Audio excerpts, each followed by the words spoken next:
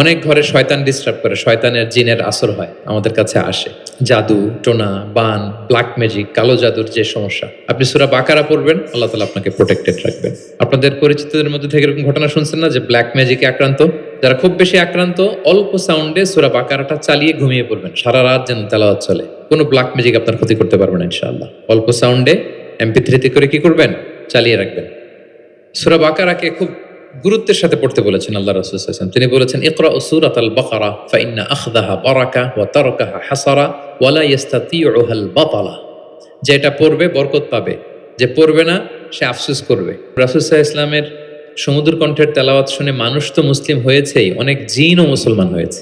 মক্কার যারা গণক ছিল তারা জিন দিয়ে গণনার কাজ করত, জিনদেরকে উপরে পাঠাতো, ফেরেশতারা কি কনভারসেশন করে এগুলো শুনে আসতো, এগুলো এসে গণকদেরকে বলতো, গণকরা এগুলো বলে বলে মক্কায় বিভিন্ন ধরনের সংশয় তৈরি করত। কিন্তু যখন কোরআন নাজিল হওয়া শুরু হলো, আকাশের নিরাপত্তা জোরদার করা হলো, এখন আর জিনেরা উপরে যেতে পারে না, উপরে গেলে আগুনের গোলা ছোড়া হয় ওদের গায়ে। এবার জিনেরা একটা মিটিং বসলো, তারা বলতেছে ঘটনা কি, আগে তো অনেক ফেরেশতাদের কথা শুনে এসে গণকদের বলে দিতে পারতাম, এখন তো এই সুযোগটা নাই, ঘটনা কি, হোয়াট হ্যাপেন? নিশ্চয়ই পৃথিবীতে এমন নতুন কিছুর আগমন ঘটেছে যেটার প্রভাবে ঊর্ধ্ব জগতের নিরাপত্তা বলয়কে আরো মজবুত করা হয়েছে। কি সেটা খোঁজো। খুঁজতে খুঁজতে খুঁজতে খুঁজতে একদল জিন রাসূল সাল্লাল্লাহু আলাইহি ওয়াসাল্লাম ওকাজের এক বাজারের দিকে যাচ্ছিলেন। দ্য মেইন টাইম ফজরের সালাতে তিনি নামাজের ইমামতি করছেন। ওই সময়ে একদল জিন পাশ দিয়ে যাচ্ছিল। হঠাৎ তারা দাঁড়িয়ে থমকে দাঁড়ালো, দেখে যে আল্লাহ রাসূল সাল্লাল্লাহু আলাইহি ওয়াসাল্লাম কোরআন তেলাওয়াত করতেছেন। এই কোরআনের বাণী তারা কখনো শুনে নাই, তারা শুনে অবাক। এবং এই তথ্য নিয়ে জিনদের সর্দারের কাছে যেয়ে বলল, ঘটনা তো এটার কারণে এখন আকাশের নিরাপত্তা বেশি, আমরা আর উপরে যেতে পারি না। তারা যেয়ে বলল যে আমরা ঈমান এনে ফেলছি ওই নবীর উপর, ইন্না সামি'না কুরআনান আজাবা ইয়াহদি ইলা রুশদি ফাআমান্না বিহ। তারা বলল যে আমরা কি আজীব কোরআন শুনে আসলাম যেটা সত্যের এবং হেদায়েতের দিকে পথ দেখায়, এবং ওয়ালান নুশরিকা বিরাব্বিনা আহাদা, আমাদের রবের সাথে আমরা আর শিরক করব না, আমরা আর মুশরিক থাকবো না, আমরা ঈমান এনে ফেললাম। কোরআনের সাথে আমাদের প্রিয় নবীজির সম্পর্ক কেমন ছিল, প্রফেটিক রিলেশন উইথ কোরআন, আল্লাহ রাসূল সাল্লাল্লাহু আলাইহি ওয়া আলিহি ওয়াসাল্লামের সাথে কোরআনের সম্পর্ক, অ্যাটাচমেন্টটা কেমন ছিল, how was his relationship with the Quran, কিভাবে তিনি কোরআনকে ধারণ করতেন নিজের মধ্যে, কিভাবে কোরআনকে লালন করতেন, কোরআনকে কতটুকু সময় দিতেন। আজকের পুরো আলোচনা জুড়ে আমরা এটা দেখব এবং একটু নিজের সাথে মিলিয়ে নেওয়ার চেষ্টা করব যে আমরা কতটুকু কোরআনকে সময় দিই এবং কোরআনের সাথে আমাদের অ্যাটাচমেন্টটা কতটুকু, কোরআনের সাথে আমাদের ভালোবাসা এটা কতটুকু, আমরা কতটুকু কোরআনকে ধারণ করি বা লালন করি, এটা একটু নিজেদের সাথে মিলিয়ে নেওয়ার চেষ্টা করব। পুরো আলোচনাটাতে আমি প্রায় 30টি পয়েন্ট কভার করার চেষ্টা করব। প্রত্যেকটা পয়েন্ট যদি 2 মিনিট করে আমি শেয়ার করি তাহলে 30 দুগুণা 60 মিনিট, প্রায় 1 ঘন্টা। খুব সিম্পলি যদি আমি বলি যে কোরআনের সাথে প্রিয় নবীজির সম্পর্ক কেমন ছিল, কোরআনের সাথে বেসিকলি আল্লাহ রাসূল সাল্লাল্লাহু আলাইহি ওয়া আলিহি ওয়াসাল্লামের গভীর প্রেমের বাঁধন ছিল,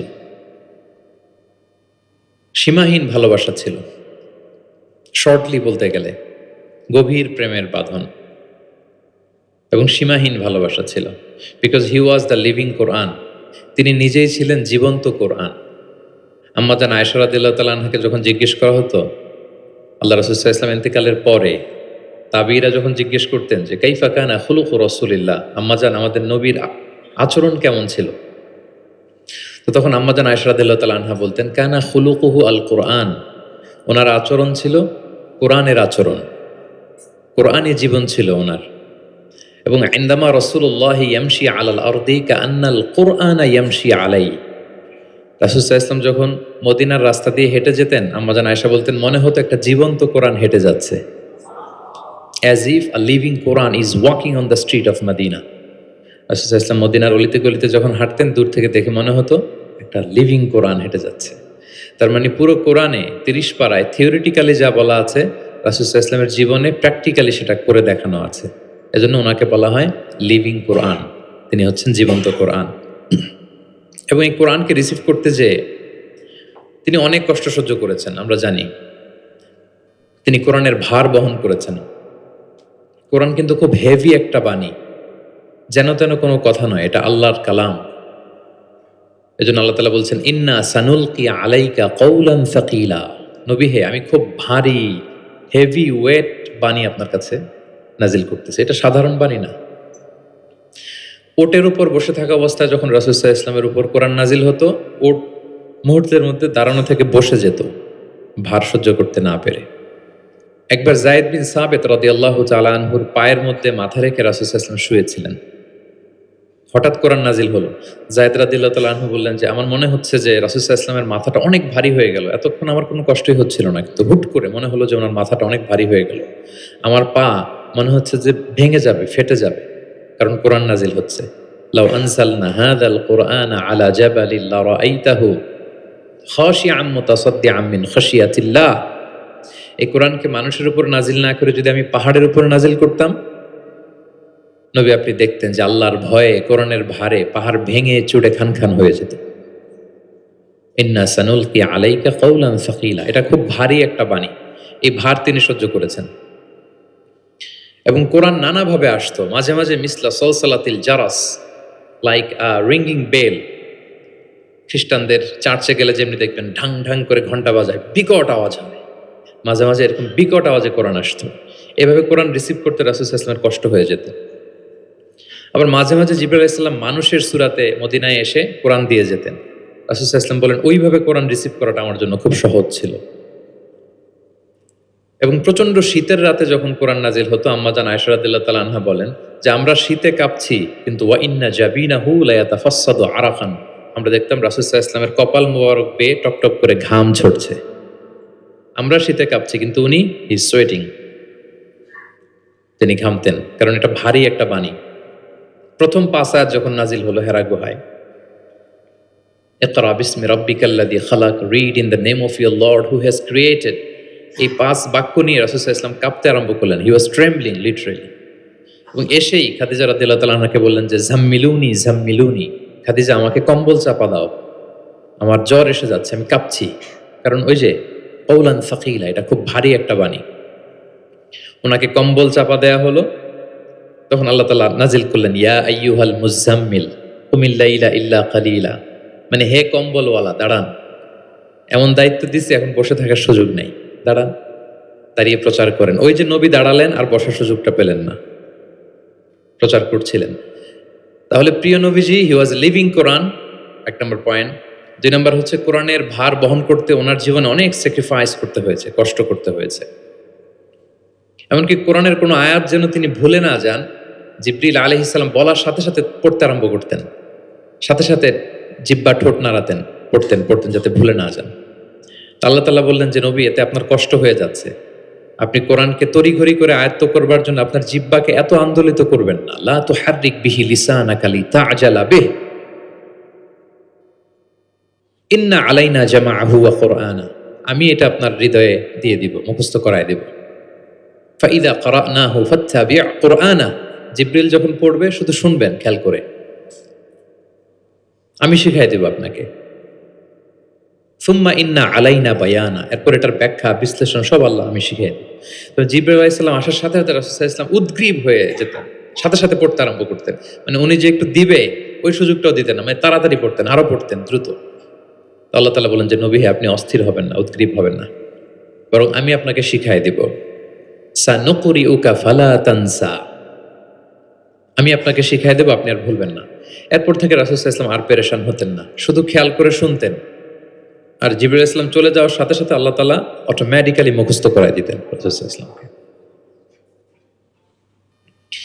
এখন প্রিয় নবীজি কিভাবে তেলাওয়াত করতেন আমরা শুনি। আমরা তো রমাদানে তেলাওয়াত করতেছি আলহামদুলিল্লাহ।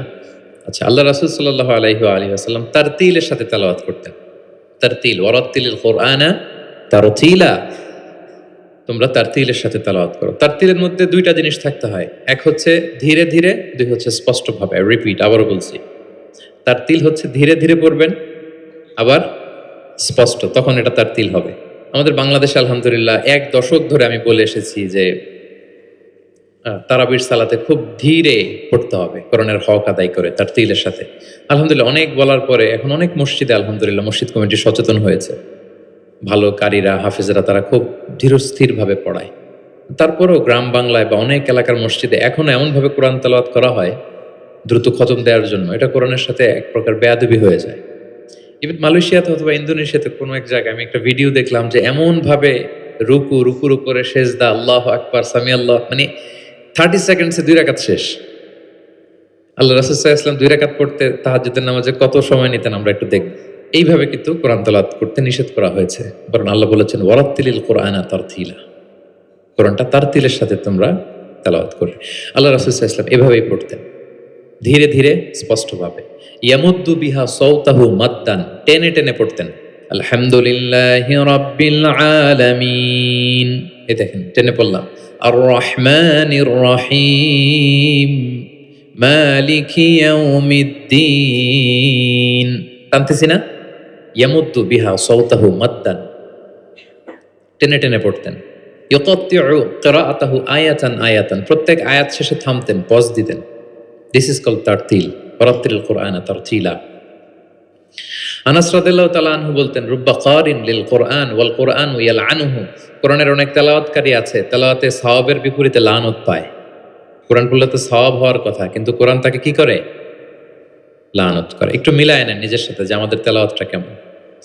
আচ্ছা, তাহলে রাসূল সাল্লাল্লাহু আলাইহি ওয়াসাল্লাম তারতিলের সাথে তেলাওয়াত করতেন, পাশাপাশি তিনি খুব সুমধুর কণ্ঠে তেলাওয়াত করতেন এবং তিনি আদেশ করতেন, যায়্যিনুল কুরআনা বিআসওয়াতিকুম, তোমরা তোমাদের গলায় যে আল্লাহ তাআলা সুর দিয়েছেন ওই সুর দিয়ে কোরআন তেলাওয়াত করো।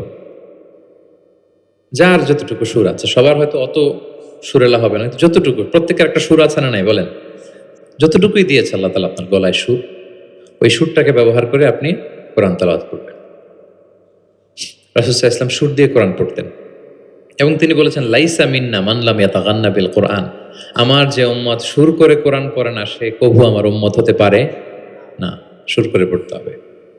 বারা ইবনে আযিব রাদিয়াল্লাহু তাআলা আনহু বলেন যে আমি একবার দেখলাম এশার নামাজের সময় ক্বারা রাসূলুল্লাহ ফিল ইশাই বিত্তিনি ওয়াজ যাইতুন, মানে ওয়াত্তিনি ওয়াজ যাইতুন ওয়া তুরি সিনিন, এই সূরাটা দিয়ে রাসূল সাল্লাল্লাহু আলাইহি ওয়াসাল্লাম দেখলাম একবার এশার নামাজের ইমামতি করতেছেন।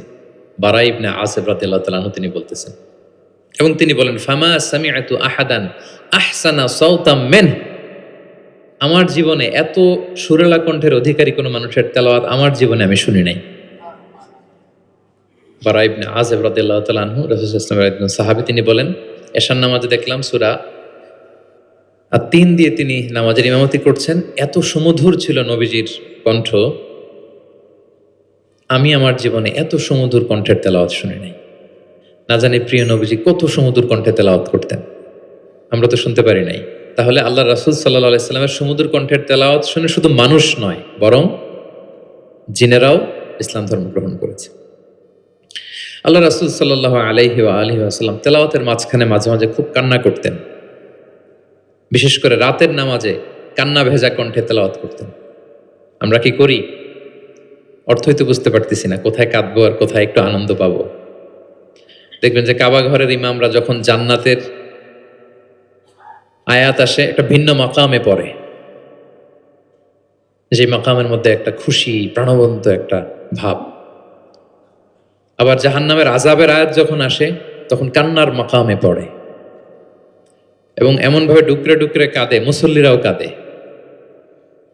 আল্লাহ রাসূল সাল্লাল্লাহু আলাইহি ওয়াসাল্লাম মাঝরাতে যখন কিয়ামুল লাইল, তাহাজ্জুদ এগুলো পড়তে দাঁড়াতেন, দীর্ঘ সময় কোরআন পড়তেন, এত দীর্ঘ সময় পা ফুলে যেত, হাত্তা তাতাফাত্তারা কাদামা, পা দুটো ফুলে মোটা হয়ে যেত, এরকম দীর্ঘ সময় দাঁড়িয়ে থাকতেন।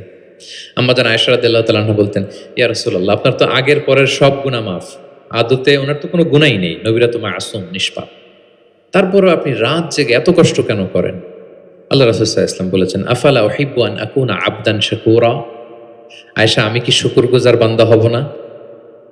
আমার আল্লাহ আমাকে ক্ষমার ঘোষণা দিয়েছে, ঠিক আছে, কিন্তু আমি কি শুকরগুজার হব না? আমার রোলটা তো আমি প্লে করব, আমার সর্বোচ্চ তো উজাড় করে আমি আমার রবের সামনে পেশ করব। মাঝরাতে তিনি দীর্ঘ সময় দাঁড়িয়ে তেলাওয়াত করতেন, পা ফুলে যেত, মাঝে মাঝে একটি আয়াত পড়ে থামতেন, সে আয়াত নিয়ে ভাবতেন, কাঁদতেন, বারবার কাঁদতেন, পড়তেন, তার দাড়ি ভিজে যেত, প্রতিটি আয়াত তিনি অনুভব করতেন হৃদয় দিয়ে, তার হৃদয়কে নাড়া দিত, এভাবে তিনি তেলাওয়াত করতেন।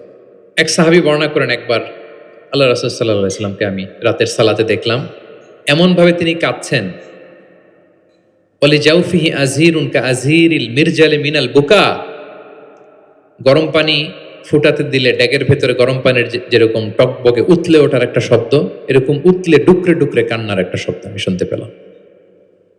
এভাবে তিনি কাঁদছিলেন।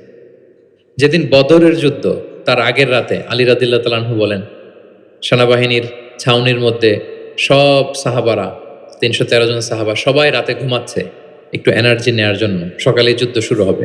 কিন্তু আমি দেখলাম সবাইকে ঘুম পাড়িয়ে আল্লাহ রাসূল সাল্লাল্লাহু আলাইহি ওয়াসাল্লাম নামাজে দাঁড়িয়ে কাঁদছেন। সব সাহাবারা ঘুমিয়ে আছে, কিন্তু আমি খেয়াল করে দেখি যে রাসূল সাল্লাল্লাহু আলাইহি ওয়াসাল্লাম ঘুমান নেই। গাছের নিচে দাঁড়িয়ে তিনি সারা রাত ব্যাপী কান্না করছেন আর তেলাওয়াত করছেন। এভাবে তিনি কোরআনকে ফিল করতেন।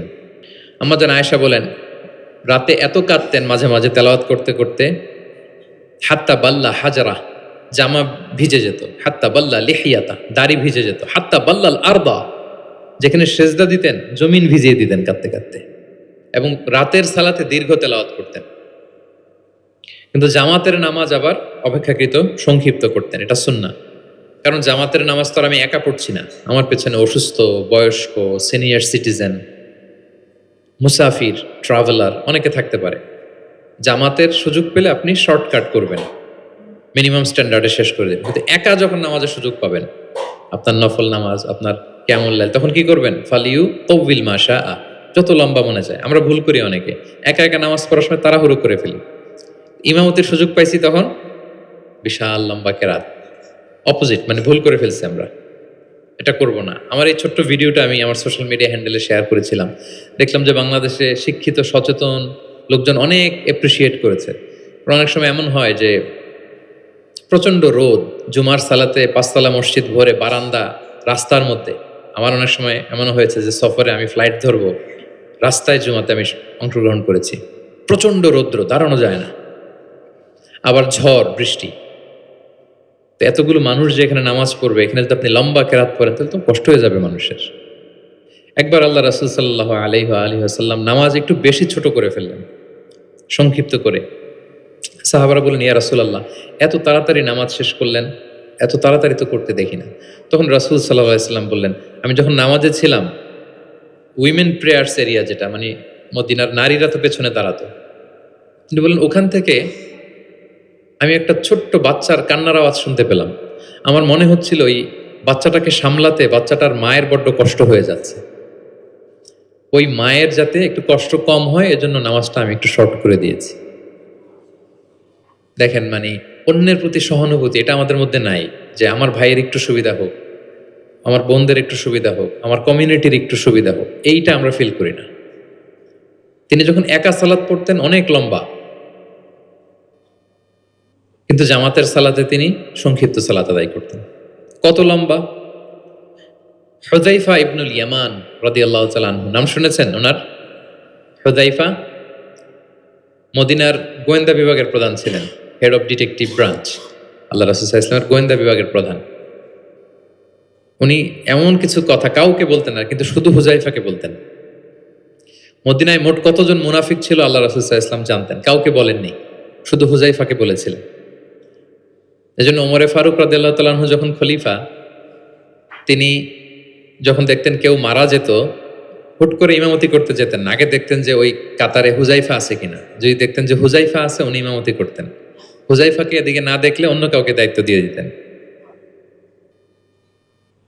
এবং ওমরে ফারুক রাদিয়াল্লাহু তাআলা আনহু এত মুত্তাকি সাহাবী ছিলেন, একবার হুযায়ফা ইবনুল ইয়ামানের কাছে যেয়ে বলে যে, হুযায়ফা, আমি তো জানি না মদিনাতে কতজন মুনাফিক ছিল, এর নামগুলো তো রাসূল তোমাকে বলেছে, তুমি একটু আমাকে বলো যে আমি ওমরের নামটা আবার ওই লিস্টে আছে কিনা। আমার ভয় হয় যে আমি আবার মুনাফিকদের ভেতরে ঢুকে গেলাম কিনা। হুযায়ফা ইবনুল ইয়ামান বললেন, আমিরুল মুমিনিন, আপনি কি বলেন? আল্লাহ রাসূল সাল্লাল্লাহু আলাইহি সাল্লাম তো বলেছেন যে আপনি কোনো রাস্তা দিয়ে যদি হাঁটেন, শয়তান যদি ওই রাস্তা দিয়ে আসে, আপনাকে দেখলে শয়তান ওই রাস্তা রেখে দিয়ে অন্য রাস্তা দিয়ে হাঁটে। কোশ্চিনকালেও মুনাফিকদের লিস্টে আপনার নাম থাকতে পারে না। তো এই হুযায়ফা ইবনুল ইয়ামান রাদিয়াল্লাহু তাআলা আনহু, উনি বললেন, একবার রাতে আমি আল্লাহ রাসূল সাল্লাল্লাহু আলাইহি ওয়াসাল্লামের সাথে কিয়ামুল লাইল, মানে তাহাজ্জুদের নামাজে শরীক হওয়ার সুযোগ পেয়েছিলাম। একা একা নামাজ তিনি পড়তেছিলেন, হুযায়ফা যে জয়েন করেছে। তখন রাসূলুল্লাহ সাল্লাল্লাহু আলাইহি সাল্লাম সূরা বাকারা দিয়ে শুরু করলেন। কোন সূরা? বলেন, সবাই বলেন তো কোন সূরা? কোরআনের সবচাইতে দীর্ঘতম সূরা। আয়াত কত? 286, মানে অনেক বড় সূরা। তো উনি শরীক হলেন, শরীক হওয়ার পরে আল্লাহ রাসূল সাল্লাল্লাহু আলাইহি সাল্লাম সূরা বাকারা দিয়ে শুরু করলেন। তো উনি ভাবলেন মনে হয় 100 আয়াত যাওয়ার পরে রাসূল সাল্লাল্লাহু আলাইহি ওয়াসাল্লাম রুকুতে যাবেন। কত আয়াত যাওয়ার পরে? 100 আয়াত গেল, যায় না রুকুতে। 200 আয়াত গেল, তাও যায় না রুকুতে।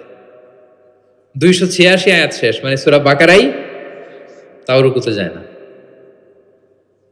এরপরে রাসূল সাল্লাল্লাহু আলাইহি ওয়াসাল্লাম সূরা আলী ইমরান শুরু করেছেন, ওইটাও শেষ। এরপর রাসূল সাল্লাল্লাহু আলাইহি ওয়াসাল্লাম সূরা নিসা শুরু করেছেন। Could you imagine that? আপনি চিন্তা করতে পারেন? তার মানে এক এক রাকাতে উনি 2 থেকে 3 ঘন্টা, মাঝে মাঝে এমন হয়েছে 2 রাকাতে সারা রাত শেষ কভার করে দিয়েছেন। এবং হুযায়ফা বলেন, আমার কাছে মনে হলো যতক্ষণ তিনি দাঁড়িয়ে তেলাওয়াত করছিলেন ঠিক ততক্ষণ আবার রুকুতে ছিলেন, যতক্ষণ রুকুতে ছিলেন ঠিক ততক্ষণ আবার সেজদায় লুটিয়েছিলেন। 2 রাকাতে পুরো রাত তিনি শেষ করে দিয়েছেন। তাহলে রাতের সালাতে তিনি দীর্ঘ তেলাওয়াত করতেন। সব সময় তিনি তেলাওয়াত মুখর সময় কাটাতেন, দাঁড়িয়ে, বসে, শুয়ে, হাঁটা অবস্থায়, আরোহী অবস্থায়, সব সময়। অজু থাকা অবস্থায়, অজু না থাকা অবস্থায়। অজু চলে গেলেই রাসূল সাল্লাল্লাহু আলাইহি ওয়াসাল্লাম সাথে সাথে অজু করে ফেলতেন, কিন্তু অজু নেই ওই অবস্থায়ও তিনি কোরআন তেলাওয়াত করেছেন। ইবনুল কাইয়িম আল জাওজিয়া যাদুল মাআদ ফি হাদি খায়রিল ইবাদ, একটা বিখ্যাত সিরাত গ্রন্থে তিনি বলেন, লাম ইয়াকুন ইয়ামনাহু মিন কিরাআতিহি ইল্লাল জানাবা। গোসল ফরজ হয় যেই পরিস্থিতিতে, ওই পরিস্থিতি ছাড়া কোনো কিছু রাসূল সাল্লাল্লাহু আলাইহি ওয়াসাল্লামকে কোরআন তেলাওয়াত থেকে বিরত রাখতে পারত না। মানে গোসল ফরজ হয় কোন কারণে আপনারা তো জানেন। এরকম পরিস্থিতি হলে তিনি শুধু তেলাওয়াত করতেন। এছাড়া দাঁড়িয়ে, বসে, হাঁটছেন, আরোহণ করেছেন, অজু আছে কিংবা অজু নেই, সবসময় তিনি কোরআন তেলাওয়াত করতেন। মুআবিয়া ইবনে কুররা রাদিয়াল্লাহু তাআলা আনহু বর্ণনা করেন যে আব্দুল্লাহ ইবনে মুগাফফাল তিনি বলেন, একবার আমি রাসূল সাল্লাল্লাহু আলাইহি ওয়াসাল্লামকে দেখলাম যে তিনি উটের উপর চড়ে মক্কা বিজয়ের দিন উট হাঁকাচ্ছেন, উটের উপর বসা। তখন তিনি সূরা ফাতহ তেলাওয়াত করছেন, ইন্না ফাতাহনা লাকা ফাতহাম মুবিনা লিয়াগফিরা লাকাল্লাহু মা তাকদ্দামা মিন যামবিকা ওয়া মা তাআখার। তিনি বলেন যে আমি নিজে 8ম হিজরিতে মক্কা বিজয়ের দিন দেখলাম তিনি উট হাঁকাচ্ছেন আর পড়তেছেন ইন্না ফাতাহনা লাকা ফাতহাম মুবিনা, সূরা ফাতহ তেলাওয়াত করতেছেন। সুবহানাল্লাহ। তার মানে দাঁড়িয়ে, বসে। অনেকে আমাদেরকে প্রশ্ন করে যে হুজুর শুয়ে শুয়ে কোরআন তেলাওয়াত করা যাবে? মানুষের মনে প্রশ্ন থাকে অনেক। তারপর বলে অজু ছাড়া কি কোরআন তেলাওয়াত করা যাবে মুখস্থ? অনেক প্রশ্নের সম্মুখীন হয়েছে আমি এটা। তার মানে আল্লাহ রাসূল সাল্লাল্লাহু আলাইহি ওয়াসাল্লামের জীবনী থেকে তো আপনি বুঝতে পারলেন যে কোনো কিছু আপনারা আটকাইতে পারবে কোরআন তেলাওয়াত থেকে, এক্সেপ্ট আপনার গোসল ফরজ হয়েছে, তখন পড়বেন না, তখন গোসলটা করে তারপরে পড়বেন। নিজ গৃহে তিনি তেলাওয়াত করতেন। আমরা অনেক সময় শুধু মসজিদে গেলেই কোরআনটা খুলে পড়ি, ঘরে আর পড়ি না। না, ঘরে পড়বেন। তিনি বলেছেন লা তাজআলু বুয়ুতাকুম মাকাবিরা, তোমাদের ঘরগুলোকে কবর বানায় রেখো না। কবরের মধ্যে তো কোনো আমল হয় না, মৃত মানুষ শুয়ে থাকে, পড়ে থাকে, আমল নাই, জিকির নাই, তেলাওয়াত নাই। তো ঘরগুলোকে কবর বানিও না। ফাইন্না শাইতানা ইয়ানফিরু মিনাল বাইতিল্লাযী তুকরাউ ফীহি সূরাতুল বাকারা, যে ঘরে সূরা বাকারা তেলাওয়াত করা হয় ওই ঘর থেকে শয়তান দৌড়ে পালায়। অনেক ঘরে শয়তান ডিস্টার্ব করে, শয়তানের জিনের আসর হয়। অনেক অনেক ফ্যামিলিতে আমাদের কাছে আসে জাদু, টোনা, বান, ব্ল্যাক ম্যাজিক, কালো জাদুর যে সমস্যা। আপনি সূরা বাকারা পড়বেন, আল্লাহ তাআলা আপনাকে প্রোটেক্টেড রাখবেন। আপনাদের পরিচিতদের মধ্যে থেকে এরকম ঘটনা শুনছেন না যে ব্ল্যাক ম্যাজিকে আক্রান্ত? কোন সূরা পড়বেন? যারা খুব বেশি আক্রান্ত, অল্প সাউন্ডে সূরা বাকারাটা চালিয়ে ঘুমিয়ে পড়বেন, সারা রাত যেন তেলাওয়াত চলে। কোনো ব্ল্যাক ম্যাজিক আপনার ক্ষতি করতে পারবে না ইনশাআল্লাহ। অল্প সাউন্ডে MP3 করে কি করবেন? চালিয়ে রাখবেন। সূরা বাকারাকে খুব গুরুত্বের সাথে পড়তে বলেছেন আল্লাহ রাসূল সাল্লাল্লাহু আলাইহি ওয়াসাল্লাম। তিনি বলেছেন ইকরা সূরাতাল বাকারা ফাইন্না আখযাহা বারাকা ওয়া তারকাহা হাসারা ওয়া লা ইস্তাতিউহাল বাতালা। যে এটা পড়বে বরকত পাবে, যে পড়বে না সে আফসোস করবে। আর যে এটা আত্মস্থ করবে, পড়বে, ওয়ালা তাস্তাতিউহাল বাতালা ইয়ানি আস-সাহারা, ম্যাজিশিয়ান, কোন ম্যাজিশিয়ানের ম্যাজিক তার উপর কাজ করবে না, কোন ব্ল্যাক ম্যাজিক তার কাছে কিছুই করতে পারবে না। এজন্য ঘরে ঘরে কোন সূরা? সূরা বাকারা। এই বাকারার মধ্যে একটা স্পেশাল আয়াত আছে, 255 নম্বর আয়াত, যেটাকে বলা হয় আয়াতুল কুরসি। এটা রেগুলার পড়বেন প্রত্যেক ফরজ সালাতের পরে। মান ক্বারা আয়াতাল কুরসি দুবরা কুল্লি সালাতিন মাকতুবাতিন লাম ইয়ামনাহু মিন দুখুলিল জান্নাতি ইল্লাল মাউত। প্রত্যেক ফরজ সালাতের পরে যে ব্যক্তি আয়াতুল কুরসি তেলাওয়াত করবে ওই ব্যক্তির জান্নাতে প্রবেশের ক্ষেত্রে আর কোনো বাধা থাকে না, একটা জিনিস ছাড়া, মৃত্যু। লোকটা মরে না তাই জান্নাতে যায় না, মরলেই জান্নাতি। প্রত্যেক ফরজ সালাতের পরেই আপনারা পড়বেন, যারা পড়েন কন্টিনিউ করবেন, আর যারা পড়েন না মনে রাখবেন, নোটে রাখেন, যেটা আমরা রেগুলার ওয়াজিফা বানাবো। ইট শুড বি রেগুলার ওয়াজিফা। আল্লাহ রাসূল সাল্লাল্লাহু আলাইহি সাল্লাম তিনি বলেছেন যে 7 কেরাতের যেটা দিয়ে সহজ লাগে সেটা দিয়ে তেলাওয়াত করতে পারবো, মানে ফ্লেক্সিবিলিটি আছে। আমরা এটা একটু একাডেমিক আলোচনা হয়ে যায়, তারপরে বলে রাখি, আমরা যেই তেলাওয়াতটা করি বা কোরআন পড়ি এটা রিওয়ায়াত হাফসান আসিমের তেলাওয়াত করি আর কি। এছাড়াও আরো অনেকগুলো 7টা কেরাত আছে, এগুলো যারা এলমুল কেরাতে যারা মাহের তারা জানে, তো সেগুলো দিয়েও আপনি তেলাওয়াত করতে পারবেন, ফ্লেক্সিবিলিটি আছে। হ্যাঁ, এটার পরে আরেকটা বিখ্যাত কেরাত আছে ওয়ার্শের কেরাত, রেওয়ায়ত ওয়ার্শান নাফিয়া, এরকম কুম্বুলের কেরাত আছে, এরকম অনেকগুলো কেরাত আছে। এই কেরাত আপনি পড়তে পারবেন। যেমন আরো সহজ করে বলি, আমরা যেমনি পড়ি ওয়াদ্দোহা ওয়াল্লাইলি ইযা সাজা, আরেকটা মুতাওয়াতির সনদের এরকম কেরাত আছে, তারা পড়ে ওয়াদ্দোহে। আমরা পড়ি কি ওয়াদ্দোহা, ওই কেরাতে কি পড়ে ওয়াদ্দোহে। আমরা পড়ি ওয়াল্লাইলি ইযা সাজা, ওরা পড়ে ওয়াল্লাইলি ইযা সাজে। আমরা পড়ি ইহদিনাস সিরাতাল মুস্তাকিম, তারা বলে ইহদিনাজ সিরাতাল মুস্তাকিম। আমরা পড়ি মালিকি ইয়াউমিদ্দিন, এরা পড়ে মালিকি ইয়াউমিদ্দিন। এরকম কিছু পার্থক্য আছে। তো ওই কেরাতগুলোও সহিহ মুতাওয়াত্তির সনদে আসছে। আল্লাহ রাসূল সাল্লাল্লাহু আলাইহি ওয়াসাল্লাম বলেন 7 কেরাতের যেটা দিয়ে সহজ লাগে তোমরা পড়ো। যেমন বাংলা ভাষা একটার মধ্যে আঞ্চলিকতা আছে না, নোয়াখালীর এরাও বাংলা বলে কিন্তু একটু ভিন্ন, সিলেটের ভাইরা একটু ভিন্ন, চট্টগ্রামের এরা বাংলাইতে বলে নাকি, চট্টগ্রামের লোকেরা কোন ভাষায় কথা বলে, ফার্সিতে, বাংলা, কিন্তু আপনি হয়তো বুঝবেন না, এমন এমন শব্দ আপনি বুঝবেন না, কিন্তু তারা প্রত্যেকেই বাংলা বলে। তো একই আরবির মধ্যেও অনেক আঞ্চলিকতা আছে। এই 7টা আঞ্চলিকতায় কোরআন নাজিল হয়েছে। রাসূল সাল্লাল্লাহু আলাইহি ওয়াসাল্লাম বলেন যেটা সহজ লাগে পড়ো। তো একবার হিশাম বিন হাকিম বিন হিজাম উনি একবার সূরা ফুরকান পড়তেছেন এমন একটা কেরাতে, যেই কেরাত ওমর রাদিয়াল্লাহু তাআলা আনহু শোনেন নাই। উনি তো আবার খুব রাগী ছিলেন, ইসলামের কোনো রুল ভায়োলেট হয়েছে দেখলে তাৎক্ষণিক অ্যাকশন নিতেন, ডাইরেক্ট অ্যাকশন নিতেন। তো উনি ভাবছে যে কোরআনকে বোধহয় সে বিকৃত করে পড়ছে, এই কেরাতটা ওনার আবার জানা ছিল না। উনি ধরে চাদর ধরে টেনে হিচড়ে রাসূল সাল্লাল্লাহু আলাইহি ওয়াসাল্লামের কাছে নিয়ে আসছে, বলছে ইয়া রাসূলুল্লাহ দেখেন কিভাবে কোরআনকে বিকৃত করে। তো আল্লাহ রাসূল সাল্লাল্লাহু আলাইহি ওয়াসাল্লাম বললেন ওমর শান্ত হও, আগে তাকে ছাড়ো। ওমর রাদিয়াল্লাহু তাআলা ছাড়লেন। রাসূল সাল্লাল্লাহু আলাইহি ওয়াসাল্লাম বললেন আরসিলহু ইকরা, এই ওমর রাখো, ছাড়ো, আচ্ছা পড়ো কিভাবে পড়ছে। তো হিশাম বিন হাকিম বিন হিজাম তেলাওয়াত করে শোনালেন সূরা ফুরকান। রাসূল সাল্লাল্লাহু আলাইহি ওয়াসাল্লাম বললেন হ্যাঁ কাদা উনসিলাত, কোরআন তো এভাবেও নাজিল হয়েছে। আচ্ছা ওমর তুমি কিভাবে জানো? ওমর রাদিয়াল্লাহু তাআলা বললেন ইয়া রাসূল আপনি তো আমাদেরকে এইভাবে শিখিয়েছেন। তখন রাসূল সাল্লাল্লাহু আলাইহি ওয়াসাল্লাম বললেন ওয়াহা কাদা উনসিলাত, এভাবেও নাজিল হয়েছে। উনজিলাল কোরআনু আলা সাবআতি আহরুফ, আরবি ভাষার 7টা ডায়ালেক্টে, 7 ডায়ালেক্টে কোরআন নাজিল হয়েছে। ফাকরাউ মা তায়াসসারা মিন, যেটা দিয়ে সহজ লাগে। ওয়াদোহা পড়লেও হবে, দোহে পড়লেও হবে, হ্যাঁ সবটাই পড়তে পারবে, দোহাও হবে দোহেও হবে। আল্লাহ রাসূল সাল্লাল্লাহু আলাইহি ওয়াসাল্লাম অন্যকে কোরআন তেলাওয়াত শোনাতেন। উবাই ইবনে কাব রাদিয়াল্লাহু তাআলা আনহুকে বললেন ইন্নাল্লাহা আমারানি আন আকরা আলাইকাল কোরআন, হে উবাই আল্লাহ তাআলা আমাকে আদেশ করেছেন আমি নবী যেন তোমার কাছে কোরআন শোনাই। উবাই ইবনে কাব বললেন আল্লাহু সাম্মানি, নবীজি আপনি বলেন কি, আল্লাহ আমার নাম ধরে বলছে? খুশিতে বাকবাকুম, আনন্দে আত্মহারা, শিহরিত, ইয়া রাসূলুল্লাহ আমি উবাইয়ের নামটা ধরে আল্লাহ বলছেন? আল্লাহ রাসূল সাল্লাল্লাহু আলাইহি ওয়াসাল্লাম বললেন নাম, তোমার নাম ধরে বলেছেন। আল্লাহ তাআলা আমাকে বলেছেন আমি যেন সূরা বাইকিনা লাম ইয়াকুনিল্লাযীনা কাফারু, এই সূরাটা যেন আমি তোমার সামনে শোনাই।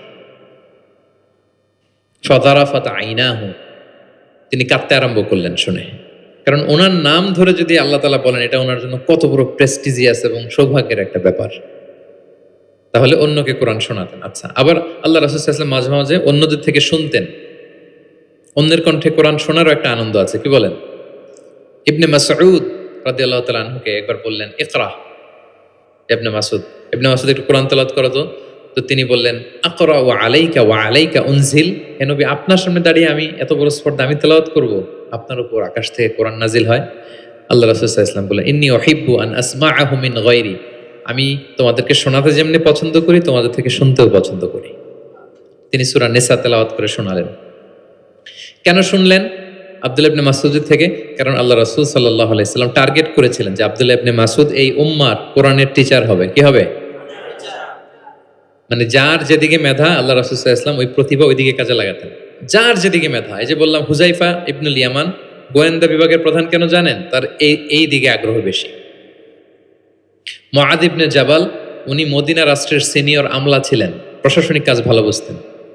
হাসান বিন সাবেত লেখালেখি জানতেন, ওনাকে জাতীয় কবি ঘোষণা দিয়েছেন যে তুমি ন্যাশনাল পয়েট, যাও কবিতা লিখো। একবার মক্কা থেকে তিনি ফিরতেছেন, নামাজ হবে, এক সাহাবী আজান দিচ্ছেন, তো কিছু মুশরিক ছেলে এখনো মুসলিম হয় নাই, ওরা আজানকে ব্যঙ্গ করতেছে। মুখ ভেঙানো বোঝেন না, মানে যেটা বলে ওইটাই ব্যঙ্গ করে করে বলতেছে। তো দেখেন রাসূল সাল্লাল্লাহু আলাইহি ওয়াসাল্লাম রেগে যাওয়ার কথা ছিল না, আজান দিচ্ছে আমার সাহাবী আর মুশরিক ছেলেগুলো তাকে ব্যঙ্গ করতেছে।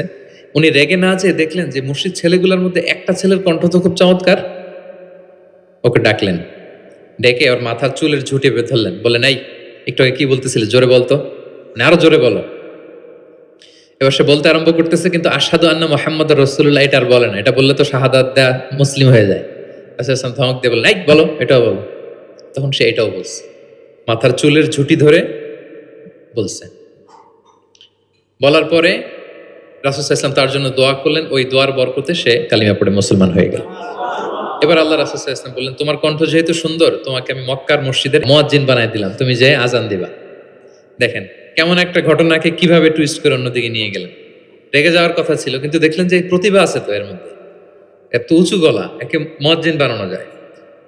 তিনি হয়ে গেলেন বাইতুল্লাহর মুয়াজ্জিন। এবং ওই যে মুশরিক থাকা অবস্থায় ওনার মাথার চুলের ঝুঁটি ধরে রাসূল সাল্লাল্লাহু আলাইহি ওয়াসাল্লাম বলছেন, এই আজান দাও। ওই যে রাসূল সাল্লাল্লাহু আলাইহি ওয়াসাল্লামের বরকতের হাত মাথার চুলে লেগেছিল, উনি মৃত্যুর আগ পর্যন্ত ওই চুলগুলো আর কাটেন নাই কোনোদিন। উনি এদিকে চুল কাটতেন, এদিকে কাটতেন, এদিকে কাটতেন, সামনের চুল কাটতেন না।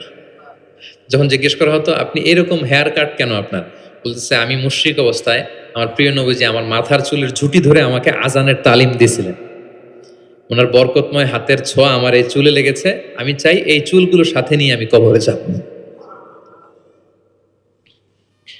এবং ওই চুলগুলোর সাথেই ওনাকে কবর দেওয়া হয়েছে। ওই চুলগুলোকে উনি পেঁচিয়ে একটা পাগড়ির মতো করে, বড় হয়ে গেছে তো অনেক, এটা পেঁচিয়ে পাগড়ির মতো করতেন, এরপরে উনি টারবান পরতেন, পাগড়ি পরতেন। তাহলে প্রিয় ভাইয়েরা, আব্দুল্লাহ ইবনে মাসউদ রাদিয়াল্লাহু তাআলা আনহুকে রাসূল সাল্লাল্লাহু আলাইহি ওয়াসাল্লাম টার্গেট করেছিলেন যে উনি এই উম্মতের কোরআনের টিচার হবে। কি হবে? এজন্য বলেন পড়ো তো ইবনে মাসউদ, তিনি পড়ে শোনালেন। এবং তিনি বলেছেন, মান আহাব্বা আইয়াকরা আল কোরআনা গাদ্দান কামা উনজিল ফালইয়াকরাহু আলা কিরাআতি ইবনে উম্মি আবদ। জিবরিল যেভাবে কোরআন নাজিল করেছে হুবহু এইভাবে কোরআন যে শিখতে চায়, সেজন্য ইবনে মাসউদের কাছে কোরআন শেখে। সাহাবারা ইবনে মাসউদ রাদিয়াল্লাহু তাআলা আনহুর কাছে এভাবে কোরআন শিখতেন। তাহলে দেখেন, কোরআন অন্যকে শোনাতেন, অন্যদের থেকে শুনতেন, এবং কোরআন যারা শিখে এবং শেখায় তাদেরকে তিনি শ্রেষ্ঠ বলে ঘোষণা দিয়েছেন, খায়রুকুম মান তাআল্লামাল কুরআন ওয়া আল্লামা। যে কোরআন শেখে এবং শেখায় সে তোমাদের মাঝে শ্রেষ্ঠ। আপনি যদি শিখেন, লজ্জার কিছু নাই যে বয়স আমার 40 হয়ে গেছে, 50 হয়ে গেছে, আমি তো পারি না। না, এটা আপনার জন্য সৌভাগ্যের, it's a blessing, you are lucky, it's an honour. Allah যে সুযোগ দিয়েছেন আপনি শিখবেন, কোরআন শোনাবেন। আপনি যদি শোনান আপনি শ্রেষ্ঠ, যিনি আপনাকে শোনায় সেও শ্রেষ্ঠ। মানে এমন এক মেকানিজম, কোরআন শিখলেও সে শ্রেষ্ঠ, আবার যে শেখায় সেও শ্রেষ্ঠ। আমরা এই অ্যাক্টিভিটিজের সাথে যেন জড়িত থাকি। এবং কারো সুন্দর কণ্ঠ দেখলে আল্লাহ রাসূল সাল্লাল্লাহু আলাইহি ওয়াসাল্লাম প্রশংসা করতেন। আবু মুসা আল আশআরী রাদিয়াল্লাহু তাআলা আনহু একবার মসজিদে নববীতে তেলাওয়াত করতেছিলেন, আল্লাহ রাসূল সাল্লাল্লাহু আলাইহি ওয়াসাল্লাম পাশ দিয়ে যাচ্ছেন। আরেক বর্ণনা আছে ওনার ঘরে তেলাওয়াত করতেছিলেন, উনি রাতে ওনার বাসার পাশ দিয়ে যাচ্ছেন, হঠাৎ কান লাগিয়ে শুনলেন এত সুন্দর গলা, তিনি বুঝতে পারলেন এটা আমার আবু মুসা আল আশআরীর কণ্ঠ। তো সকালবেলা ফজরের পরে আবু মুসাকে ডেকে বললেন, আবু মুসা, লাকাদ উতিতা মিজমারান মিন মাযহামিরি আলি দাউদ। দাউদ নবীর গলায় আল্লাহ যে সুরের ঝংকার দিয়েছেন, এই উম্মতের মধ্যে তোমার গলায় আল্লাহ সে সুরের লোহরি ঢেলে দিয়েছেন। তাও মুসা বলে, ইয়া রাসূলুল্লাহ, আমি তো কখনো আপনার সামনে তেলাওয়াত করিনি, আপনি কি করে বুঝলেন? তো রাসূল সাল্লাল্লাহু আলাইহি ওয়াসাল্লাম বলেন, গত রাতে তোমার ঘরের পাশ দিয়ে যাচ্ছি, তোমার তেলাওয়াত শুনে আমি থমকে দাঁড়িয়েছি, যতক্ষণ পড়েছো আমি শুনেছি। আবু মুসা আল আশআরী তো অবাক হলেন, বলেন, ইয়া রাসূলুল্লাহ, আপনি দাঁড়িয়ে আমার তেলাওয়াত শুনেছেন, এটা যদি জানতাম আমি যে আরো কত সুর করে পড়তাম, আমি যে আরো কত সুর দিয়ে পড়তাম, ফজর পর্যন্ত পড়তাম। দাউদ আলাইসাল্লাম নবীদের মধ্যে সবচেয়ে সুরেলা গলার নবী ছিলেন। ওনার উপরে জাবুর কিতাব নাজিল হয়েছিল। আকাবা একটা উপসাগর আছে জর্ডানে, আমি এবার জর্ডান ভিজিটে দেখে এসেছি। আকাবা উপসাগরের তীরে বসে তিনি যখন জাবুর তেলাওয়াত করতেন, আকাবা উপসাগরের মাছগুলো সব চলে আসতো তেলাওয়াত শুনতে, এত সুর ছিল ওনার গলায়। তো নবী আলাইহিস সালাম বলেন যে দাউদ নবীর গলায় যে সুর দিছে, আমার সাহাবীদের মধ্যে আল্লাহ তোমার গলায় সেই সুর ঢুকাই দিছে। সুবহানাল্লাহ। তো নবী যদি প্রশংসা করে একজন সাহাবীর তেলাওয়াতের, ওনার কেমন লাগবে বলেন তো? হ্যাঁ, ভালো লাগবে। তিনি তেলাওয়াতের প্রশংসা করতেন এভাবে। তিনি রমাদানে সবচেয়ে বেশি তেলাওয়াত করতেন, যে সময়টা আমরা কাটাচ্ছি। আমরা কোন মাস কাটাচ্ছি এখন? সাইয়্যিদুশ শুহুর, 12 মাসের মধ্যে শ্রেষ্ঠতম মাস। এই মাসে সবচেয়ে তেলাওয়াত করতেন। আম্মা জান আয়েশা রাদিয়াল্লাহু তাআলা আনহা বলেন, লা আ'লামু রাসূলুল্লাহি সাল্লাল্লাহু আলাইহি ওয়াসাল্লামা ক্বরাআল কুরআনা কুল্লাহু ফি লাইলাতিন ক্বাত্তু গায়রা রমাদান। রমজান ছাড়া কোনো মাসে মানে এক রাতে পুরো কোরআন পড়ে ফেলছেন এরকম আমি দেখিনি। শুধু রমাদানেই দেখেছি এত তেলাওয়াত করতে। এবং বছরব্যাপী যা নাজিল হতো, আল্লাহ রাসূল সাল্লাল্লাহু আলাইহি সাল্লাম রমাদানে সেটা রিভাইজ করতেন। এবং রমাদানের প্রতি রাতে জিবরিল আলাইহিস সালামের সাথে রাসূল সাল্লাল্লাহু আলাইহি ওয়াসাল্লামের মিটিং হতো প্রতি রাতে। তার মানে 30 দিনে কয়টা মিটিং? 30টা মিটিং। কি হতো এই মিটিংয়ে? সারা বছর যা নাজিল হয়েছে রাসূল সাল্লাল্লাহু আলাইহি ওয়াসাল্লাম জিবরিল আলাইহিস সালামকে সেটা শোনাতেন, আবার জিবরিল আলাইহিস সালাম রাসূল সাল্লাল্লাহু আলাইহি ওয়াসাল্লামকে শোনাতেন, দুই পক্ষ থেকে। আর যে বছর আল্লাহ রাসূল সাল্লাল্লাহু আলাইহি ওয়াসাল্লাম ইন্তেকাল করেছিলেন, ওই বছর পুরো কোরআনটা দুইবার জিবরিল আলাইহিস সালাম আল্লাহ রাসূল সাল্লাল্লাহু আলাইহি ওয়াসাল্লামকে শুনিয়েছেন, আবার আল্লাহ রাসূল সাল্লাল্লাহু আলাইহি ওয়াসাল্লাম দুইবার জিবরিল আলাইহিস সালামকে শুনিয়েছেন। আজকে থেকে নিয়ত করেন, আমরা শোনাবো। আপনি ভাবিকে শোনাবেন, ভাবি আপনাকে শোনাবে, আপনি আপনার মেয়েকে শোনাবেন, আপনার মেয়ে আপনাকে শোনাবে, যে সূরাটাই পারেন। ঘরটা একটা কোরআনময় ফ্যামিলি হবে, আমাদের ফ্যামিলিটা, কি বলেন? এরকম বরকতময় ফ্যামিলি আমরা চাই না? এবং সাহাবাদেরকে উদ্বুদ্ধ করতেন বিভিন্ন সূরার ফজিলতের কথা বলে বলে, যে এটা এই সূরা পড়ো, এই ফজিলত। একবার উবাই ইবনে কাব রাদিয়াল্লাহু তাআলা আনহুকে বললেন, আতুহিব্বু আন উআল্লিমাকা সূরাতান লাম ইয়ানজিল ফিত তাওরাত ওয়ালাল ইনজিল ওয়ালা জাবুর। হে উবাই, তুমি কি চাও যে আমি তোমাকে এমন একটা সূরা শিখাবো যেটার মতো মর্যাদাপূর্ণ সূরা তাওরাতেও নাই, ইনজিলেও নাই, জাবুরেও নাই, কোথাও নাই, এত মর্যাদাপূর্ণ? তিনি বললেন, বালা ইয়া রাসূল, অবশ্যই শিখাবেন। তখন আল্লাহ রাসূল সাল্লাল্লাহু আলাইহি ওয়াসাল্লাম বলেন, সেই সূরাটা তুমি নিজেই জানো। সেটা কি? সেটা হচ্ছে কাইফা তাকরাউ ফিস সালাত, তুমি নামাজে কোন সূরা পড়ো, মানে কোন সূরা ছাড়া নামাজ হয় না, বলেন তো? সূরা ফাতিহা। আল্লাহ রাসূল সাল্লাল্লাহু আলাইহি ওয়াসাল্লাম বললেন, এই সূরা ফাতিহা এটা যেন তেন কোনো সূরা নয়, এর মতো মর্যাদাপূর্ণ সূরা তাওরাত, জাবুর, ইনজিল কোথাও আসেনি। ইন্নাহা লাহিয়া সাবউল মাসানি ওয়াল কুরআনুল আযীম, এটা নিত্য পাঠনীয় সপ্তবাক্য। সূরা ফাতিহায় মোট কয়টা বাক্য? 7টা। সবাই বলেন কয়টা? এটাকে বলে সাবউল মাসানি, মানে সব সময় পড়া হয় এমন 7টা বাক্য। ওয়ালাকাদ আতাইনাকা সাবআম মিনাল মাসানি ওয়াল কুরআনুল আযীম, এটা সব সময় পড়তে হয়। আবু হুরায়রা রাদিয়াল্লাহু তাআলা আনহু বলেন যে আল্লাহ রাসূল সাল্লাল্লাহু আলাইহি ওয়াসাল্লাম একবার আমাদেরকে উৎসাহ দিয়ে বললেন যে একটা সূরা আছে, এই সূরার 30টা আয়াত, এই সূরা যদি কেউ তেলাওয়াত করে, এই সূরা কিয়ামতের দিন এই তেলাওয়াতকারীর পক্ষে আল্লাহর কাছে সুপারিশ করবে, এমনকি তর্ক করবে যতক্ষণ না আল্লাহ তাআলা তেলাওয়াতকারীকে জান্নাতি হিসেবে ঘোষণা না দেয়। বলেন তো কোন সূরা এটা? সূরা মুলক। হ্যাঁ, অনেক মানুষ, আলহামদুলিল্লাহ শতাধিক মানুষ দেশে বিদেশে এয়ারপোর্টে আমাকে দেখা হলেই বলে যে শেখ, আপনার সূরা মুলকের তাফসীর শুনে আমি সূরা মুলক মুখস্থ করেছি। আলহামদুলিল্লাহ, আমার সৌভাগ্য। অনেকে বলে যে সাইয়্যিদুল ইস্তিগফার আপনার আলোচনা থেকে শুনে মুখস্থ করেছি। তারপর অনেকে বলেছে যে আস্তাগফিরুল্লাহর আমলটা আপনার আলোচনা থেকে শুনে আমরা অভ্যস্ত হয়েছি। আলহামদুলিল্লাহ, এটা অভ্যাস করবেন। সূরা মুলক তেলাওয়াত করবেন। কয় আয়াত সূরা মুলকে? এক মাসে কয় দিন? প্রতিদিন যদি একটা আয়াত মুখস্থ করেন, 30 দিনে সূরা মুলক হয়ে যাবে না? কঠিন? বেশি কঠিন? করবেন। এভাবে ফজিলতের কথা বলে আল্লাহ রাসূল সাল্লাল্লাহু আলাইহি ওয়াসাল্লাম সাহাবাদেরকে উদ্বুদ্ধ করতেন। গত বছর আমার একটা বই এসেছে, কোরআনের উপর এক নজরে কোরআন, নাম শুনেছেন না আপনারা? সবগুলো সূরার ফজিলত আমরা ওখানে নিয়ে এসেছি। 114 সূরার ফজিলতকে আপনি পাবেন, এবং পড়লে আপনার আরো বেশি মন চাইবে সূরাটার তাফসীর জানতে, অর্থ জানতে, মুখস্থ করতে। এই সূরার ফজিলত কি? সূরার মূল আলোচনা কি, এই সূরা নাজিলের প্রেক্ষাপট কি, এর মধ্যে লেসন কি, মেজর থিম কি, আমি যেভাবে তাফসির করে আপনাদেরকে শোনাই ওইভাবেই সহজ করে করে প্রত্যেকটা সূরা 5 থেকে 6 পৃষ্ঠায় কভার, যত বড় সূরা হোক একেবারে সামারি নিয়ে এসেছি। যাদের সংগ্রহে আছে এই রমাদানে পড়বেন, খুব সহজ মনে হবে। যে সূরাটার অনুবাদ করতে মনে চায় আগে এক নজরে কোরআন থেকে একবার রিভাইজ দিয়ে নেবেন, অনুবাদটা সহজ মনে হবে। যে সূরাটার তাফসির জানতে মনে চায় আগে এক নজরে কোরআন থেকে একবার পড়ে নেবেন, একেবারে ক্রিস্টাল ক্লিয়ার, সহজ হয়ে যাবে। দাজ্জালের ফিতনা থেকে বাঁচতে আল্লাহ রাসূল সাল্লাল্লাহু আলাইহি সাল্লাম সূরা কাহাফের প্রথম 10 আয়াত মুখস্থ করতে বলেছেন।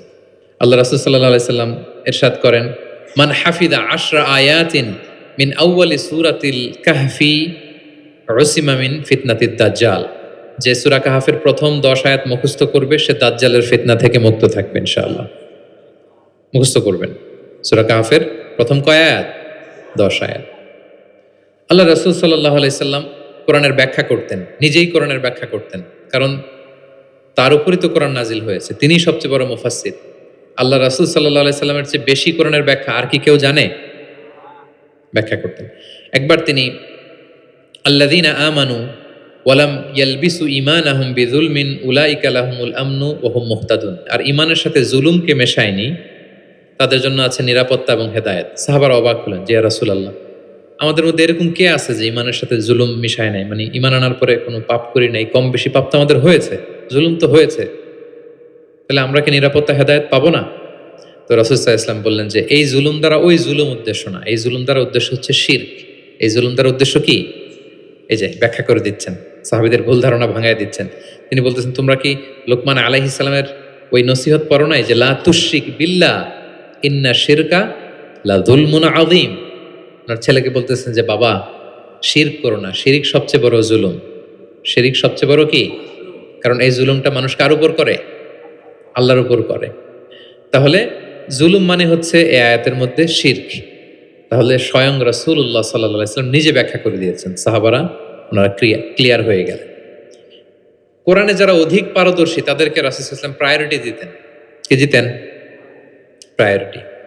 আল্লাহ রাসূল সাল্লাল্লাহু আলাইহি ওয়াসাল্লাম বলেছেন, ইয়া উম্মুল কওমা আকরাউহুম লিকিতাবিল্লাহ। একসাথে ধরেন যে অনেকে হয়েছেন, তো ইমামতি করবে কে? আমরা 5 ভাই একসাথে হইছি, নামাজের সময় হইছি, ইমামতি কে করবে? হ্যাঁ, যে কোরআন ভালো জানে। আকরাউহুম লিকিতাবিল্লাহ, আল্লাহর কিতাব যে বেশি জানে, বেশি ব্যাখ্যা জানে, বেশি মুখস্থ সে। আচ্ছা, ওয়া ইন কানাত কিরাআতুহুম সাওয়া, যদি তাদের সবার কেরাত সমান হয় তখন রাসূল সাল্লাল্লাহু আলাইহি ওয়াসাল্লাম বলেন ফাইয়া উম্মুহুম আকদামুহুম হিজরাতান, তাহলে যে আগে হিজরত করছে সে, মানে তখন আগে হিজরত, যে আগে হিজরত করেছে তাদের মর্যাদা বেশি ছিল। ফা ইন কানু ফিল হিজরাতি সাওয়া, হিজরতেও যদি সমান হয়, ধরেন যে 5 জন একসাথে হিজরত করছিল, এই 5 জন মিলে এখন নামাজ পড়বে, তো এখন কে? আল্লাহ রাসূল সাল্লাল্লাহু আলাইহি ওয়াসাল্লাম বললেন ফাইয়া উম্মুহুম আকবারুহুম সিন্নান, যার বয়স বেশি সে, যে সিনিয়র সে ইমামতি করবে। তাহলে সবচেয়ে বেশি অগ্রাধিকার কাকে দিলেন? যে কোরআন বেশি জানে। এবং তিনি দোয়া করতেন, আল্লাহ কোরআনকে আমার হৃদয়ের বসন্ত বানিয়ে দেন, আল্লাহ আমার অন্তরের জ্যোতি বানিয়ে দেন, আল্লাহ আমার কষ্ট দূরের কারণ বানিয়ে দেন। এই দোয়াটা মালয়েশিয়াতে তো কুনুতের মধ্যে সবসময় পড়ে দেখি আমরা, আল্লাহুম্মা জাআলিল কোরআন আল আযীমা রবিআ কুলুবিনা ওয়া নূরা সুদুরিনা ওয়া জালাআ আহজানিনা ওয়া যাহাবা হুমুমিনা ওয়া গুমুমিনা। শুনছেন না আপনারা? রাসূল সাল্লাল্লাহু আলাইহি ওয়াসাল্লাম যেই ভাষায় বলেছেন সেটা হচ্ছে তাজআলুল কোরআন রবিআ কলবি, আল্লাহ এই কোরআনকে আপনি আমার অন্তরের বসন্ত বানান, প্রশান্তি বানান। নূরা সদরি, আমার অন্তরের বুকের আলো বানান, হৃদয়ের আলো। আমার দুঃখের অপসারণকারী বানান, আমার দুশ্চিন্তা দূরকারী বানান। এই দোয়াটা আপনারা করবেন। আল্লাহ রাসূল সাল্লাল্লাহু আলাইহি ওয়াসাল্লাম শেষ বয়সে ওনার চেহারায় কিছুটা বার্ধক্যের ছাপ চলে এসেছিল। আবু বকর রাদিয়াল্লাহু তাআলা আনহু একবার জিজ্ঞেস করছিলেন যে ইয়া রাসূলুল্লাহ কদ শিবতা, আপনার চেহারায় কেমন যেন বার্ধক্যের ছাপ চলে আসছে। আল্লাহ রাসূল সাল্লাল্লাহু আলাইহি ওয়াসাল্লামের দাড়ি এবং চুল মিলে, সব মিলে 20টার বেশি চুল পাকে নাই। এক বর্ণনায় এসেছে 17টা, আরেক বর্ণনায় 18টা। মুহাদ্দিসিন একরাম বলেছেন যে এত অল্প কিছু চুল দাড়ি পেকেছিল যে গুনা যেত, গুণে দেখা গেছে 17, 18, সবশেষে যখন বেড়েছে হয়তো 20। যেন মুহাদ্দিসিন একরাম একমত যে ওনার 20টার বেশি চুল দাড়ি পাকে নাই। কোথায় বেশি পাকছে? এদিকে কয়েকটা পাকছে, নিম দাড়ির এখানে কয়েকটা পাকছে, হাদিসে আছে। তা আবু বকর রাদিয়াল্লাহু তাআলা আনহু বললেন, ইয়া রাসূলুল্লাহ কদ শিবতা, আপনার চেহারায় কেমন যেন বার্ধক্যের ছাপ। তখন আল্লাহ রাসূল সাল্লাল্লাহু আলাইহি ওয়াসাল্লাম বললেন, শাইয়াবাতনি হুদ ওয়াল ওয়াকিআ ওয়াল মুরসালাত ওয়া আম্মা ইয়াতাসাআলুন ওয়া ইযা শামসু কুবিরাত। আবু বকর, বলো না আর। এই 5টা সূরা আমাকে বার্ধক্যে উপনীত করে দিয়েছে। কারণ এই 5টা সূরার ভিতরে কিয়ামতের বিভীষিকার বর্ণনা এমনভাবে আল্লাহ তুলে ধরেছেন, আল্লাহ রাসূল সাল্লাল্লাহু আলাইহি ওয়াসাল্লাম এত উদ্বিগ্ন থাকতেন উম্মতকে নিয়ে, নিজের জন্য না, আমাদের জন্য, যে হায় রে, কিয়ামতের এই বিভীষিকাময় মুহূর্তে আমার গুনাহগার উম্মতের কি হবে, ওই কঠিন পরিস্থিতিতে আমার উম্মতের কি হবে। এটা যখন ভাবতেন, এই 5টা সূরা পড়তেন, কিয়ামতের বিভীষিকাময় এই পরিস্থিতি, দৃশ্যায়নের চিন্তা মানসপটে, কল্পনাপটে চিন্তা করতে করতে ওনার মধ্যে বার্ধক্যের ছাপ চলে আসছে, কোরআন পড়তে পড়তে, উম্মতের চিন্তায়। সব নবীকে আল্লাহ তাআলা একটা স্পেশাল দোয়া করার সুযোগ দিয়েছিলেন, আর সব নবীরা ওই দোয়া দুনিয়াতেই করেছে, একমাত্র আমাদের প্রিয় নবীজি ছাড়া।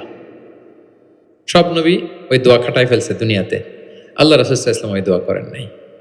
তিনি বলেন, ওয়া ইন্নী আখতাবিউ দাওয়াতি শাফাআতান লি উম্মতি ইয়াউমাল কিয়ামা। আমার ওই দোয়াটা, স্পেশাল দোয়াটা, যেটা করলেই আল্লাহ কবুল করবে, ওই দোয়াটা আমি কিয়ামতের দিন আমার গুনাহগার উম্মতের জন্য রেখে দিয়েছি। আমি সেদিন আমার উম্মতের জন্য সেই দোয়াটা করব। তাহলে কিছু সূরা ওনার চেহারায় বার্ধক্যের ছাপ নিয়ে এসেছিল। কোরআন হেফজ করার পরে ভুলে যাওয়া, এটা কিন্তু ঠিক না। এজন্য আল্লাহ রাসূল সাল্লাল্লাহু আলাইহি ওয়াসাল্লাম বলেছেন, হেফজ যারা করবে তারা যেন কোরআনকে সংরক্ষণ করে, প্রিজার্ভ করে। এবং তিনি বলেছেন, তাআহাদুল কোরআন, কোরআনকে যত্ন নিও, কারণ কোরআন দামি মেহমান, দামি মেহমানকে যত্ন না নিলে থাকে না। হেফজ করছে, যত্ন নেয় নাই, পড়ে নাই, রিভাইজ দেয় না, এখন আর রিডিংও পড়তে পারে না। মুখস্থ তো দূরের কথা, দেখে দেখেও পড়তে কষ্ট, এরকম হয় অনেক হাফেজদের। এটা ঠিক না, কারণ আল কোরআন ও দাইফুন কারীমুন মিনাল্লাহ, কোরআন আল্লাহর পক্ষ থেকে অনেক সম্মানিত মেহমান। সম্মানিত মেহমানকে সম্মান দিতে হয়, নাইলে উনি আসে থাকে। ধরেন যে একজন এমপি আসলো আপনার বাসায়, মালয়েশিয়ার একজন মন্ত্রী, আসার পরে নাই কোনো রিসেপশন, নাই কোনো ওয়েলকামিং স্টেটমেন্ট, রিসেপশন, কিছু নাই, আপনি কোনো গুরুত্বই দিচ্ছেন না, উনি এসে বসে থাকবে আপনার বাসায়? না। সম্মানিত মেহমানকে সম্মান করতে হবে। কোরআন অনেক বড় সম্মানিত এক মেহমান আল্লাহর পক্ষ থেকে, এটাকে সম্মান দিতে হবে, পড়তে হবে, রিভাইজ দিতে হবে, সময় দিতে হবে, তাহলে সে আপনার সিনায় থাকবে। তা না হলে এই কোরআনের নূর সিনাতে কখনো থাকে না। তিনি বলেছেন, তাআহাদুল কোরআন, কোরআনকে রিভাইজ করো, ফাইন্নাহু আশাদ্দু তাফাল্লুতান মিনাল ইবলি ফি উকুলিহা।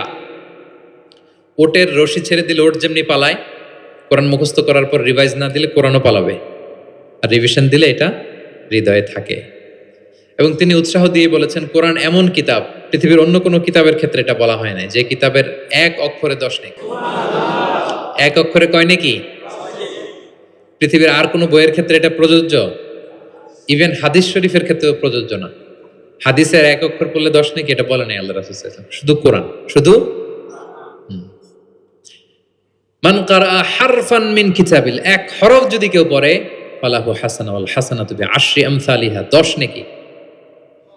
লা আকুলু আলিফ লাম মিম হারফুন, আল্লাহ রাসূল বলেন সূরা বাকারার শুরুতে যা আছে আলিফ লাম মিম, মনে করেন তিনটা মিললে এক অক্ষর না, বাল আলিফুন হারফুন, আলিফ একটা হরফ, লামুন হারফুন, লাম একটা হরফ, মিমুন হারফুন, মিম এক হরফ।